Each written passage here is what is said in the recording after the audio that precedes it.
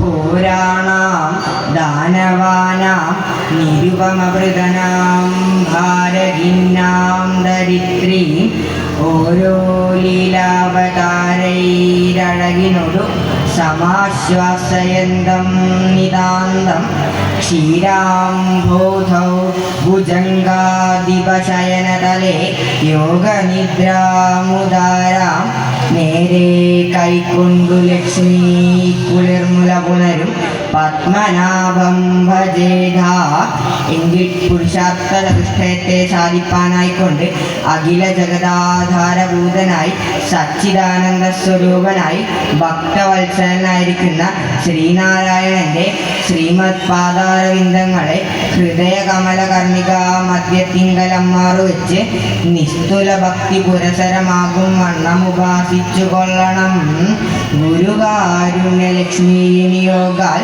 എങ്കിലോ പണ്ട് സൂര്യവംശശ്രേഷ്ഠനായിരിക്കുന്ന ഭഗവാൻ സ്വാമി ശ്രീരാമചന്ദ്രൻ അനുജനായിരിക്കുന്ന ലക്ഷ്മണനോടും സുഗ്രീവാദി വാനരവീരന്മാരോടും കൂടെ രാവണവധത്തിനായിക്കൊണ്ട് പുറപ്പെട്ട് സമുദ്രമതിക്രമിച്ച് ലങ്കയുടെ ഉത്തര ഗോപുരദ്വാരത്തിങ്കൽ സേനാന്വേഷണം ചെയ്തു വസിക്കുന്ന കാലത്തിങ്കൽ രാക്ഷസ ചക്രവർത്തി രാവണൻ രാമലക്ഷ്മണന്മാരുടെയും വാനര സൈന്യത്തിൻ്റെയും ശക്തി അറിയാനായിക്കൊണ്ട് ശുഭസാരണന്മാരാകുന്ന 2 രാക്ഷസന്മാരെ നിയോഗിഭൂതം ചെയ്തു. തദനന്തരമാകട്ടെ നീതിജ്ഞോ ശുഖസാരണൗ നിശിചരൗ രക്ഷോധിരാജാജ്ഞയാ ഗത്വാ വാനരവാഹിനീ പരിസരം വിജ്ഞായ തദ്വൈഭവാം കീശൈരാശു നിപീഡിതൗ കരുണയാ രാമേണ മുഗ്ധൗ തദാ ലങ്കാമേത്യ ച രാവണം കൃതനദീം സാശങ്കമിത്യൂച്ചതു. ശുഖസാരണൗ നിശിചരൗ വാനരവാഹിനീ പരിസരം ഗത്വാ. ശുഖസാരണന്മാരാകുന്ന 2 രാക്ഷസര് വാനര സൈന്യത്തിന്റെ സമീപത്തെ പ്രാപിച്ചു. ശുഖൻ എന്നും സാരണ എന്നും പേരുള്ള 2 രാക്ഷസര് വാനര സൈന്യത്തിന്റെ സമീപത്തെത്തി. എന്താ അവരങ്ങനെ എല്ലാന്നാണെങ്കിൽ രക്ഷോധിരാജാജ്ഞയ രാക്ഷസ ചക്രവർത്തി രാവണന്റെ കൽപ്പന പ്രകാരമാണ് ഈ ശുഖസാരണന്മാര് വാനര സൈന്യത്തിനടുത്തേക്ക് പുറപ്പെട്ടത്. ഹനുമാൻ ലങ്കയിൽ വന്ന് ലങ്കാതനം കഴിഞ്ഞ് മടങ്ങുകയും ഇപ്പൊ രാവണൻ വിചാരിച്ചെന്താ, പരിഭ്രമിക്കാനൊന്നുമില്ലേ, ഒരു കുരങ്ങൻ വന്ന് ഇങ്ങനെ ചില വികൃതിയൊക്കെ കാണിച്ചു, അത്രേ ഉള്ളൂ, സാരാക്കണ്ട നിരിച്ചു. അങ്ങനെ നിരിച്ചിരിക്കുന്ന കാലത്താണ് കേൾക്കണത് രാമലക്ഷ്മണന്മാരും വാനര സൈന്യവും ലങ്കയിലേക്ക് യുദ്ധത്തിനായിട്ട് പുറപ്പെട്ടിട്ടുണ്ട് എന്ന്. അപ്പോൾ രാവണൻ വിചാരിച്ചതെന്താ, പേടിക്കാനൊന്നുമില്ലേ, അവര് സമുദ്രത്തിന്റെ തീരത്ത് വന്ന് മടങ്ങിപ്പോഴും. അതെന്താ, ഒരു കുരങ്ങൻ സമുദ്രം ചാടിന്ന് വെച്ച് എല്ലാ കുരങ്ങന്മാർക്കും സമുദ്രം ചാടാൻ പറ്റിക്കോളന്നില്ല. അഥവാ കുരങ്ങന്മാർ ചാടും രാമൻ ചാടാൻ പറ്റില്ലേ. നിശ്ചം നിരീച്ചിരിക്കുമ്പോഴാണ് കേൾക്കണത് ആ വാനര സൈന്യത്തിനെ കൊണ്ട് സേതു ബന്ധിപ്പിച്ച് രാമലക്ഷ്മണന്മാരും വാനര സൈന്യം ലങ്കയുടെ ഉത്തര ഗോപുരദ്വാരത്തിങ്കൽ എത്തൽ കഴിയുന്നു. അപ്പൊ രാവണന് മനസ്സിലായി, രാമൻ വിചാരിച്ച പോലെയല്ല, അത്ര നിസാരനല്ല.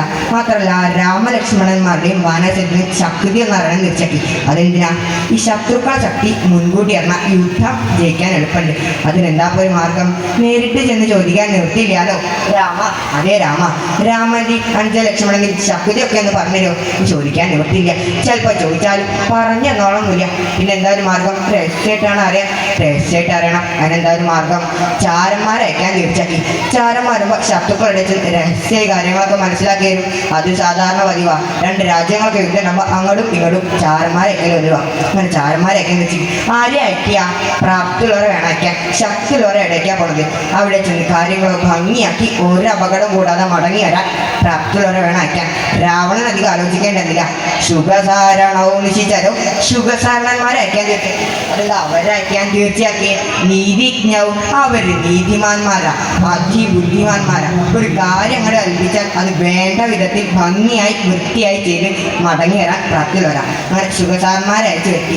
അല്ലേ ശുഖസാരന്മാരെ, നിങ്ങൾ പോയി ആ രാമലക്ഷ്മണന്മാരുടെയും വാനര സൈന്യത്തിനും ശക്തിയൊക്കെ നടന്നിരണം. അവരെത്ര ആൾക്കാരുണ്ട്, അവിടെ യുദ്ധതന്ത്രം എന്തൊക്കെയാ, അവർ ഏത് ഭാഗത്ത് കൂടി ആക്രമിക്കുക, അവരെപ്പോഴാണ് യുദ്ധം തുടങ്ങുക, ഈ വക കാര്യങ്ങളൊക്കെ മനസ്സിലാക്കി വരണം. എന്താ അങ്ങനെ ആവാം. അപ്പോൾ കൽപ്പന കിട്ടിയപ്പം അവരവിടുന്ന് പുറപ്പെട്ടു.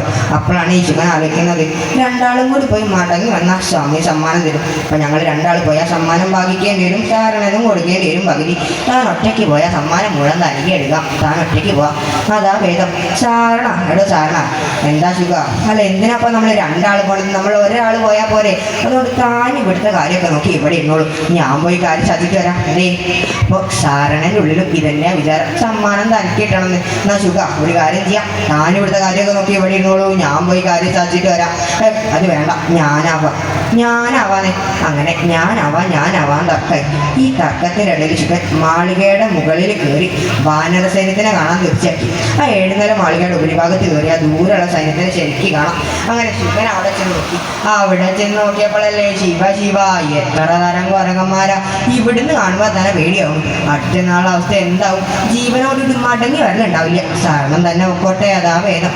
എനിക്ക് സമ്മാനം വേണ്ട, ഒന്നും വേണ്ട, ജീവൻ പോകണ്ടിരുന്നാൽ മതി. അങ്ങനെ ശിവൻ താഴെ സാറിനാ എടൂ ആലോചിച്ചപ്പ താൻ പറഞ്ഞതാ ശരി, താൻ തന്നെ പോയാൽ മതി, സമ്മാനം താൻ എടുത്തോളൂ, ഞാൻ ഇവിടുത്തെ കാര്യമൊക്കെ നോക്കി ഇവിടെ കൂടിക്കോളാം, താൻ പോയി കാര്യം സാധിച്ചു വന്നോളൂ. അപ്പോൾ സാറിന് സംശയം, ഇത്രയും നേരം ഞാനാവാന്ന് പറഞ്ഞത് അർപ്പിച്ച ശുഭൻ എന്താ മുകളിൽ പോയി വന്നപ്പോഴേക്കും അഭിപ്രായം മാറിയേനു. അപ്പോൾ സാറിനെ മുകളിൽ പോയി നോക്കി. അമ്പടാ ഗേമ, വെറുതെ അല്ല ശുഭം വേണ്ടാന്ന് വെച്ചത്, ഈ കുരങ്ങന്മാരെ കണ്ട് മേടിച്ചിട്ടാ, ശുഭം തന്നെ പൊക്കോട്ടെ ഇതും പറഞ്ഞ് സാറിനെ താഴെ ഇറങ്ങി. ശുഭ താൻ തന്നെ പൊക്കോളൂ, സമ്മാനവും താൻ എടുത്തോളൂ, എനിക്ക് ഈ സമ്മാനത്തിൽ വന്നേ മോഹല്ലേ, താൻ തന്നെ പോയാൽ മതി. അത് വേണ്ട, താനായിക്കോളും, അത് ഞാനാവാന്നായി. അപ്പൊ താനാവാന്ന് തക്കം. ഒടുവിൽ രണ്ടാളും കൂടി ഒരുമിച്ച് തന്നെ പോകാൻ തിരിച്ചെത്തി. അതെന്താ, അതുതന്നെയാണോ അവരുടെ കൽപ്പനയും. അങ്ങനെ അവരവിടുന്ന് പുറപ്പെട്ടു. അപ്പോഴാണ് അവരാലോചിക്കുന്നത്, എടോ നമ്മൾ എങ്ങോട്ടാ പോണത്? ഇത് ഇത്ര നേരമായിട്ട് അറിയില്ലേ വാനരന്മാരുടെ ഇടയ്ക്ക്? അപ്പൊ നമ്മൾ 2 രാക്ഷസര് വാനരന്മാരെ അടുത്തിരുന്ന എന്താണ്ടാവുക? 2 രാക്ഷസരല്ലേ വരുന്നത്, അവരുടെ കാര്യങ്ങൾ കഴിക്കുക, പിന്നെ അത്രയും കുറച്ച് മതിയോ തിരിച്ച് വാനരന്മാരെ നമ്മളെ നിലയ്ക്കായിട്ട് ചാടിക്കയറും, പിന്നെ അടിക്കുകയെ കടിക്കുകയെ വിച്ചയെ മാന്തിയെ എന്തൊക്കെയാ ചെയ്യാൻ നിശ്ചയില്ല. എന്തായാലും നമ്മളെ കാര്യങ്ങൾ കഴിയും നിശ്ചയം. എടോ പിന്നെ ഇപ്പം എന്താ ചെയ്യാം? അല്ല സാധാരണ ഈ ചാരന്മാർക്ക് വേഷമായിട്ടല്ലേ പോവുക, കേട്ടിട്ടില്ല ഈ പ്രശ്ന വേഷത്തിൽ. അപ്പം നമുക്ക് പ്രശ്നരായിട്ട് അങ്ങോട്ട് പോവാം. അത് ശരി, അതപ്പോൾ മനസ്സിലൊന്നും ആവില്ലല്ലോ. അവിടെ എന്ത് വേഷം കെട്ടണ സ്ഥിതിക്ക് ചെറുതാക്കണ്ട, കുറച്ച് വലുതാക്കാം. 2 കൊമ്പനാന ആ കൊമ്പും തുമ്പും കടി കാണുമ്പോൾ തന്നെ കുരങ്ങന്മാർ വേടിക്കണം. തരം കിട്ടിയ 2 തന്നെ ചവിട്ടി ഇറക്കുകയും ചെയ്യാം. ആനയുടെ അവിടെ ചെല്ലിയേ വീട്ടു. ആനയെ ചെന്നാൽ എന്താ ഉണ്ടാവുക അറിയോ? 2 ആനയല്ലേ വരുന്നത്, കുറെ നാളെ ആനപ്പുറത്തൊന്ന് കയറണം എന്നിരിക്കുന്നു.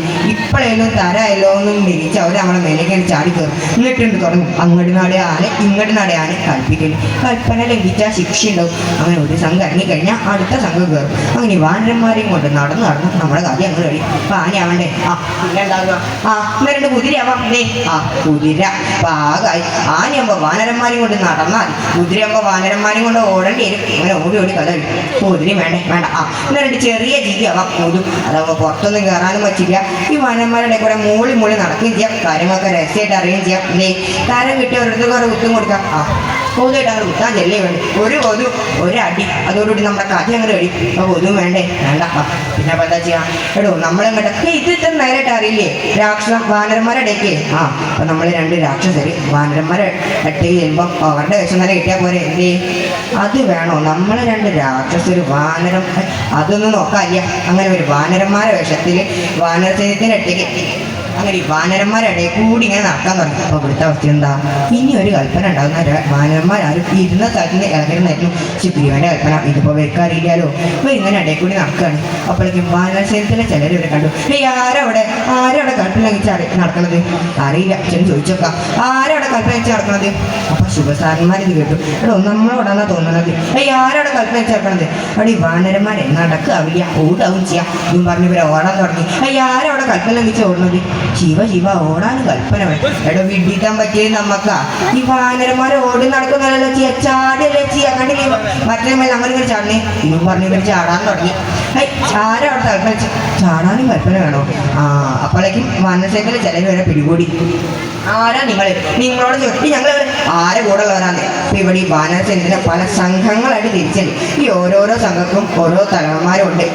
ആരെ കൂടെ ഉള്ളവരാണ്? ഇപ്പം ഈ ആരെ കൂടെ ഉള്ളവരാണെന്നാണ് ഇവർ ചോദിക്കുന്നത്. ഇപ്പം ഈ വാനരന്മാർക്ക് ഈ രാക്ഷസർക്ക് അറിയില്ലല്ലോ. ആരെ കൂടെ ഉള്ളവരാണ്? പനച്ചെടിയോ നീരൻ്റെ ശിക്ഷയുണ്ട്. ഈ ഞങ്ങൾ ആരെ കൂടെ ഉള്ളവരാണ്? ഞങ്ങൾ ആദ്യം പറഞ്ഞു ആര്? പനച്ചെടിയോ? പന എന്ത് പനച്ചൻ നേതാവിന് പനസിന്റെ പേര് കൂടി അറിയാത്ത വക. അങ്ങനെ ഇവരെയും കൊണ്ട് പനസിലെടുത്ത് ചെയ്യുന്നു. പനസ ഇവര് തന്നെ ഉള്ളവരാ. പനസ് നോക്കി ഇവരെന്റെ കൂടെ ഉള്ളവരെന്നല്ല, ഇവരെ എനിക്കിട്ട് അറിയില്ല. നിങ്ങൾ നോണം അല്ല ഇപ്പനസല്ല മറ്റേ പനസ്. ഏത് പനസർ ഒന്നേ ഉള്ളൂ. ആരും നീലല്ല. ഇവർക്ക് നീലയായാലും വിരോധമില്ല, പച്ചയായാലും വിരോധമില്ല. പ്രഹരം കൂടാതെ അങ്ങോട്ട് കഴിയണം, അത്രേ ഉള്ളൂ. അങ്ങനെ ഇവരെയും കൊണ്ട് നീലൻ്റെ അടുത്ത് ചെന്നു. ഇവർ തൻ്റെ കൂടെ ഉള്ളവരാ. നീലം നോക്കി ഇവരെൻ്റെ കൂടെ ഉള്ളവരെന്നല്ല, ഇവരെ എനിക്കിട്ട് അറിയില്ല. നിങ്ങൾ വീണ്ടും നോണോ പറയാലേ തുടങ്ങി വാനരന്മാരുടെ പ്രയോഗം. ഈശൈരാശിനെ പീഡിതവും വാനരന്മാർ മുറക്കി അങ്ങോട്ട് പ്രയോഗിക്കാൻ തുടങ്ങി. ഇവരെ നിലവിളിക്കാനും ഒടുവിൽ അവർക്ക് മനസ്സിലായി ഈ രക്ഷപ്പെടണമെങ്കിൽ ശ്രീരാമചന്ദ്രൻ തന്നെ നിരീക്കണം. അങ്ങനെ ഒരു ഉറക്കനെ അങ്ങോട്ട് നിലവിളിക്കാൻ തുടങ്ങി. ശ്രീരാമചന്ദ്രൻ രക്ഷിക്കണേ, ശ്രീരാമചന്ദ്രൻ രക്ഷിക്കണേ എന്ന്. അപ്പോൾ ഭഗവാൻ ഇത് കേട്ടു. സുഗ്രീവ ആരവിടെ നിലവിളിക്കണേ ഞാൻ നോക്കിയിട്ട് വരിക. അങ്ങനെ സുഗ്രീവൻ ചെന്നു. നോക്കിയപ്പോൾ നല്ല നേരം പോക്ക. ഈ വാനരന്മാരായ പ്രയോഗം ഇവിടെ നിലവിളി. അങ്ങനെ രണ്ടു കൂട്ടരെയും പിടിച്ച് സുഗ്രീവൻ ഭഗവാന്റെ അടുത്ത് ചെന്നു. സ്വാമി ഇവരാണ് അവിടെ കിടന്ന് നിലവിളിക്കണേ. ആരാ നിങ്ങൾ? അപ്പോൾ രാവണനായുധനായിട്ടുള്ള വിഭീഷണൻ അവിടെ ശ്രീരാമ സമീപത്ത് ഇരിക്കുന്നുണ്ട്. അദ്ദേഹത്തിന് കാര്യം മനസ്സിലായി. സ്വാമി ഇവര് വാനരന്മാരല്ല, മറിച്ച് രാക്ഷസരാണ്. രാവണചാരന്മാരിൽ പ്രമുഖ ശുഗനെന്നും സാരണ എന്നും ആണ് ഇവരുടെ പേര്. നേരാണോ വിഭീഷണൻ പറയണത്? ഈ ശുഭസാരന്മാർക്ക് മനസ്സിലായി. നീ സത്യം പറയാ വേദന ഞാൻ എന്താ പങ്കെടു വരാൻ? ഈ രാമലക്ഷ്മണന്മാരുടെ ശക്തി അറിയാൻ പറഞ്ഞതാണ്. എന്നിട്ട് ശക്തിയൊക്കെ അറിഞ്ഞോ? ഇനി അറിയണോ? വേണ്ടേ, അറിഞ്ഞോടത്തോളം ധാരാളം. സുഗ്രീവ ഇവർക്ക് എന്താ വേണ്ടേച്ചാ ഉപദ്രവിക്കാണ് അങ്ങോട്ട് അയച്ചോളൂ. അങ്ങനെ ശ്രീരാമചന്ദ്ര സ്വാമിയുടെ കാരുണ്യം ചെയ്തുവിട്ട് അവരവിടുന്ന് പുറപ്പെട്ടു. ശത്രുക്കളാണെങ്കിലും ശത്രു രഹസ്യം അറിയാൻ വന്ന ചാരന്മാരാണെങ്കിലും ആശ്രിത വത്സലും ഗണനായകനുമായിട്ടുള്ള ഭഗവാൻ സ്വാമി ശ്രീരാമചന്ദ്രൻ അവരോട് കാരുണ്യം തോന്നി അവരെ വെറുതെ വിട്ടയക്കുകയാണ് ഉണ്ടായത്. അങ്ങനെ ഇവർ ലങ്കനഗരിയെ പ്രാപിച്ച് രാവണ സമീപത്ത് ചെന്ന് രാവണനെ വന്ദിച്ച് രാവണനോട് ശങ്കയോടുകൂടി കാര്യങ്ങളൊക്കെ ധരിപ്പിച്ചു. ആ സമയത്തിങ്കൾ യാതൊരു ഭഗവാൻ സ്വാമി ശ്രീരാമചന്ദ്രനോ ശുഖസാരണന്മാർ വന്നു പോയതിനു ശേഷം യുദ്ധം ആരംഭിക്കുവാനായിട്ടുള്ള മുഹൂർത്തത്തെയും പ്രതീക്ഷിച്ച് അവിടെ വർത്തിക്കുകയും ചെയ്തു. അപ്രകാരമെല്ലാമായിരിക്കുന്ന ഭഗവാൻ സ്വാമി ശ്രീരാമചന്ദ്രൻ ഭവാന്മാരെ രക്ഷിക്കട്ടെ. കളവേണുരവ കളായ നീല കമലാ ചുംബന ലംബടോതിരമ്യ അളിബോധൈ വാരവിന്ദ മധ്യേ രമതാമേ ഹൃദി ദേവകീ കിശോര.